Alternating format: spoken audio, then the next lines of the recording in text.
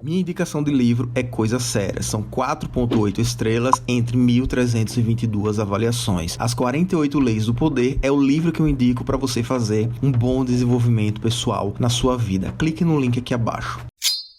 Etc, né? Mas era uma proposta de violência contra qualquer pessoa que tivesse algum meio de produção ou só Sim, quem teria mandava? o proletariado teria que tomar conta do Estado burguês.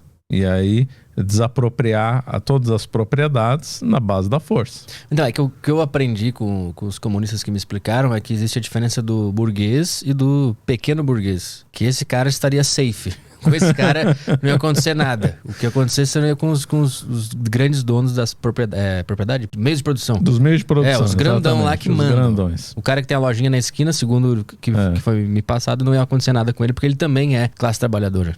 Primeiro que seria um erro você dizer, só porque o fulano é grande, vai lá e vai sair matando. Quer dizer, é uma coisa que totalmente injusta. Vai matar ele, a esposa, os filhos dele, fazer um massacre, como foi feito em muitos locais. Também parece que é uma coisa absurda.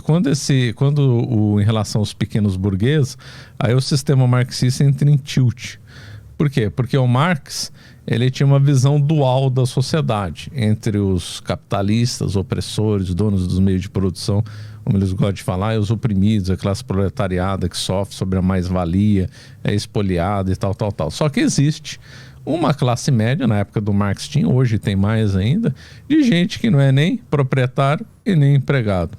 Seriam esses mais ou menos o pequeno burguês. E aí o sistema do Marx entra em tilt, porque ele, para sustentar a dialética na sociedade, ele tinha que sustentar que só teria que haver esses dois grupos. Por isso que ele diz em uma passagem que o pequeno burguês é uma classe instável.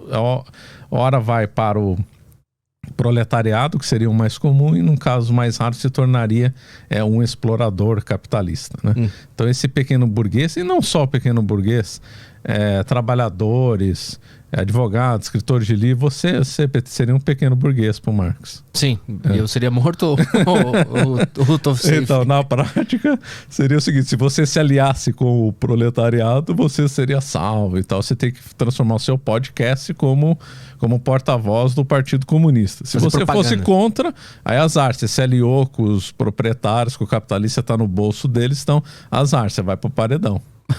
Se eu fizer propaganda, eu tô de boa. Aí tá de boa, exatamente. Mas e se eu for um dono de meio de produção e fizer propaganda a favor deles e tiver passando aquele paninho bacana? Pra salvar, né? Existe esse caso de donos, grandes capitalistas que ficaram ao lado da propaganda comunista para se safar?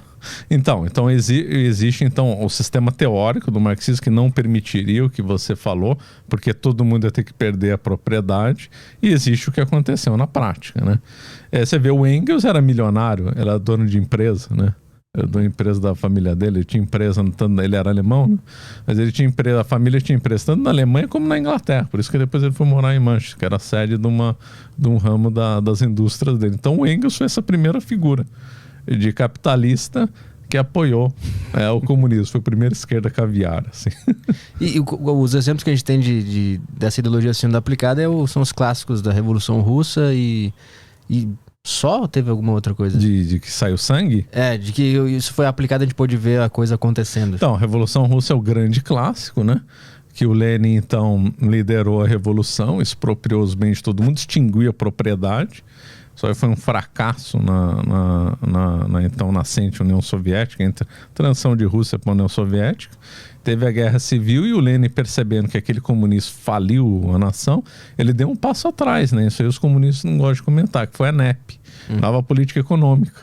Então ele voltou a permitir propriedades privadas, comércio voltou a funcionar nas cidades e trouxe capitalistas do exterior para investir na então nascente União Soviética.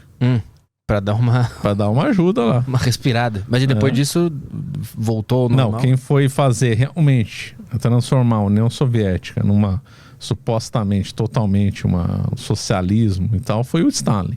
Não foi o Lenin. O Lenin quando ele morreu, ele nem queria passar a bola pro Stalin.